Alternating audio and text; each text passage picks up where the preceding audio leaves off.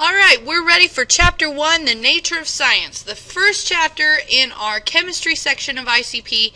And so let's get ready to start this semester off with a bang. Okay, no pun intended there, but here we go. So Section 1, the methods of science. Okay, what is science? Science comes from the Latin term meaning scientia. Scientia means knowledge about the events in nature. Science is the process of using observation and investigation to gain knowledge about the events in nature. So, we do a lot of investigation with science. We observe things, we study things, we, experiment on things. That's science. Alright, so categories of science. Now, as you get into high school, you really notice the different categories because of what they require you to take. So, kind of to skip around here a little bit, right now you are in physical science. You're taking ICP, which is physical science, physics and chemistry, and we study matter and energy. Okay, so you're getting that credit out of the way. Now, depending on what class you're in, if you're honors or regular, some of you have already got your life science credit out of the way, and some of you will take that next year with biology. Biology is life science. They study living things. I call it critter science because they study, DNA, RNA. They might study actual living things versus, physical science in here. We don't, we study atoms, which don't really, I guess they're technically living, but so that's the second credit you'll have in high school. So those two are required. You have to have a life, you have to have a physical, and so by your, depending on your freshman or sophomore year, you should have 2 credits are absolutely required, and then the state requires you to pick one more of what you like. Some people want to go ahead and take earth science and learn about Earth and space, study it more thoroughly. And then some people, though, want to go on and study maybe another year of chemistry, another year of physics. Some people want to take, AP biology, which with AP biology you really want to have a year of chemistry under your belt, to be honest. But there's all kinds of things that you can study within science itself.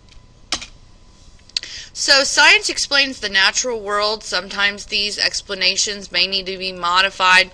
I like to use the explanation of, like at one point in time, we thought that the world was completely flat, and of course that, that's not true, so that explanation needed to be modified. That's a good, kind of way of thinking about it.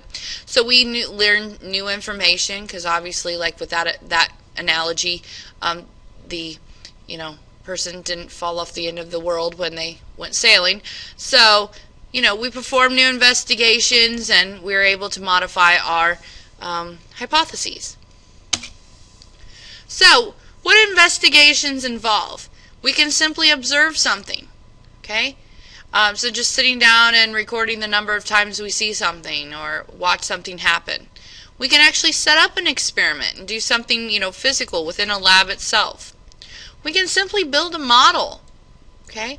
And just see how that model works. I mean, obviously a lot of the things we have to do that involve outer space or simulators, those are all, we test them before we go large scale because sometimes things are too expensive. A little bit more about models. Models just represent ideas, events, or objects to help us understand it better. Models are basically so that we can test things that we're maybe not able to see. So like, for example, atoms, we can't physically see them right now, but if we build a model, we'll understand it better. We can see how it's happening without actually having to see it happen. We've made all kinds of models throughout history. Like, for example, the model of an atom has changed dramatically over time. You can use computers to build models. A simulator is an example of a computer model. So models are very helpful. They can be diagrams, they can be computer simulators, they can be all kinds of things that just help us see or touch things that are too big or too small to actually, physically, touch or see on our own. Okay, so specifically getting into the scientific method, it is broken down into 6 steps or procedures that allow for us to always work through a problem and make sure that every scientist does it in the same manner every single time. Okay, step 1, we always state the problem. Okay, so basically we have a problem. We observe an event and we wonder, why does that occur? Step 2, once we have this problem, if you've got a problem, I'll solve it. Oh, sorry. Okay, so you got a problem, so you start researching, gather information about that problem. So before I get into a lab and do an experiment, or I start making observations about that experiment, I need to get information about it. Especially if it's some kind of problem that I'm going to have to maybe use chemicals or do something that's maybe a little bit dangerous about it. I probably want to learn a lot about it before I do it. Okay, step 3, form some kind of hypothesis. Some kind of explanation for the problem using what you know and what you observe. Step 4, now you're ready to actually test. So we're 4 steps in and now we're actually ready to test. You can test a hypothesis, several different ways. You can make up observations. You can actually perform experiments. You can build a model. Any of those ways that we talked about earlier are all ways to test the hypothesis. Okay? So of course, if we do experiments, we need to use controlled conditions in order to do that.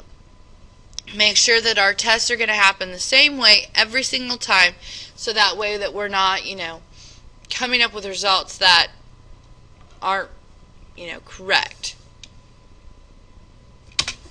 So, talking a little bit more about experiments. Experiments always have variables. And a variable is just a quantity that can have more than one single value. So, it can mean different things. And most of the time, an experiment usually contains 2 variables. So 2 things that are changing within the experiment themselves. So the first one we call the dependent variable. So it's just dependent on the independent variable. So this just changes according to what the other thing is changing.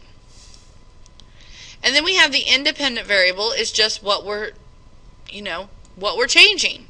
So we do some kind of experiment, we change one thing, and then we end up changing another thing.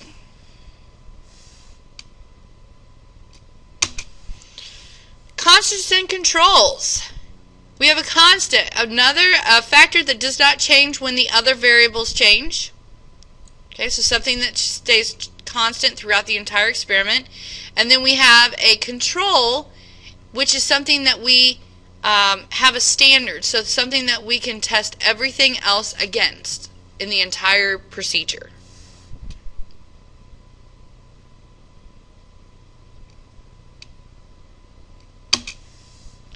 Okay, one of the most important things in any experiment is that our experiments are valid.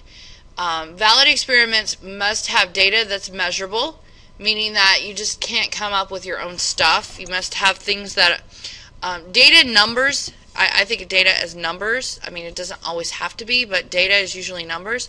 So, but things that are written down that you can go back to. So make sure that things are written down so that you could go back and say, okay, yes, I could go back and see that this was 10 meters, this is 15 meters. The other thing is that your experiments need to be repeatable.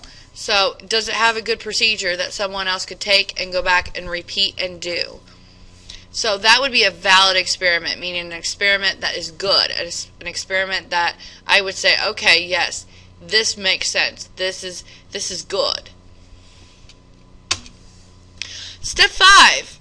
Once we've done our experiments, we have all this random data, what do we do with it? It's time to analyze it. Okay, so we have recording of observations, we organize all that test data. A good way to organize our test data is with charts and graphs. We include all data and results. So again, that goes back to our valid experiments. We include everything, even if the results are not what we expected. And then scientists share the results through reports and conferences. So usually they come up with some kind of paper, they publish it, and then they'll go and they'll talk about their papers at different types of conferences.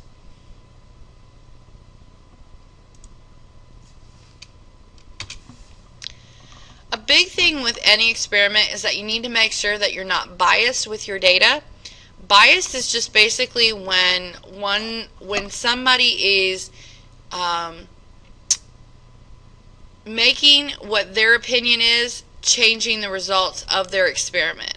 So it's like I always use the idea of like Coke versus Pepsi or something like that, and I'm saying, okay, well, my favorite is Pepsi, so I'm going to make it so that Pepsi is going to make this experiment. My experiment's going to turn out so that Pepsi is the best.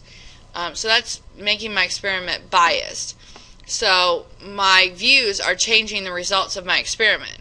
So scientists have to be very careful to make sure that their bias does not change the experiment, and you do that by running lots and lots of trials and keeping very accurate notes of every single observation made. So the more you write down, the more numbers you have, the more trials you run, shows that your opinions, your facts that go in don't change, anything that's going on.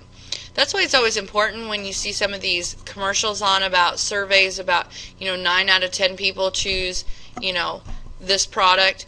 Who's running the survey? Who's doing this? Well, a lot of times, of course, whoever hired the company, they're going to make the experiment show what they want it to show. So that's what you have to be careful about. Being objective, not being biased.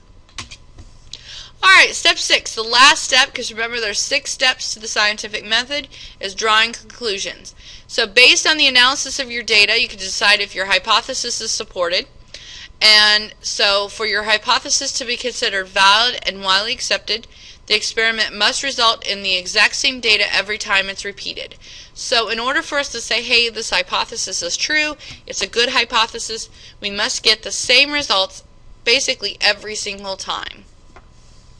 Now, this is where a lot of times this science class and a lot of probably lower level science classes differ. Because we get into the difference between a theory and a law. And of course at this point, if we didn't get the results we expected, we may add new steps, repeat new steps, and change it if we're not getting good results. So, of course, if we're not getting good results, we would go back to the drawing board, basically, and, add new steps, repeat new steps, and change investigations. But if we're getting the results that we want, we would say that our hypothesis is good, we're ready to go, and then at this point, a lot of science classes would say, hey, if we've made our hypothesis and it's our hypothesis every single time, we can now say that this, is a theory. And yeah, you could basically say that a theory is an explanation of things or events based on the knowledge gained from many observations and investigations. And you could say that, yes. So a theory would be that, a scientist repeated some investigation or experiment, and your result always made the hypothesis. And so we call that a theory. So we have our theory. A theory supported that hypothesis, so you're good. So we have theories. And then this is where your typical science classes in this science class truly differs, because a lot of times you've been told probably that if a theory is right over and over and over and over, it becomes a law. Well, that's not true. Theories and laws are totally different. Okay?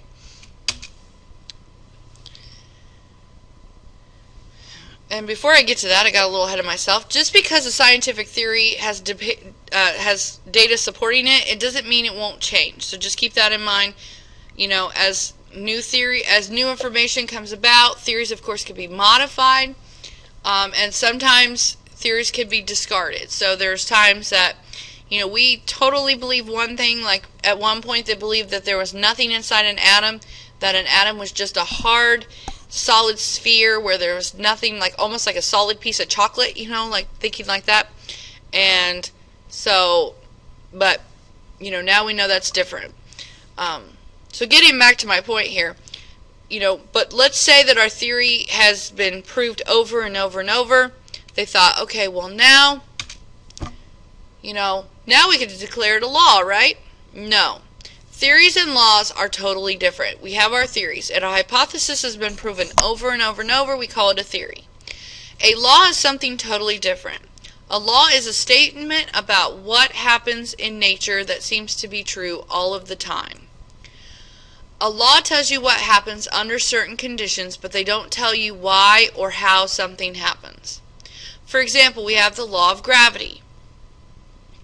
A theory can be used to explain a law.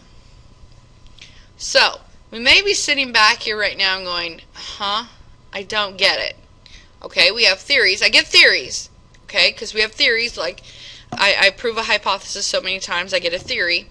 But this whole, law thing, what's the difference? Alright. Oh, I thought I had that slide on there. So, a law explains what happens. So, what goes up must come down. That's a law. The law of gravity. A theory explains why it happens. Well, it goes up because the gravitational force pushes it back down, and air resistance is not enough to, keep it from falling back down. Okay? So, why? What? So this is your what. Theory is why. So keep that in mind. But a theory does not become a law because they're two different things. One is what, the other is why. Okay, limitations of science. Just remember that science can't explain everything, and that, of course, science, emotions have to be left at the door when you're talking about science. Science has to be very, just about the information in front of you, and we have to look at everything about the evidence. So you can't really answer questions about emotion as far as science goes. All right.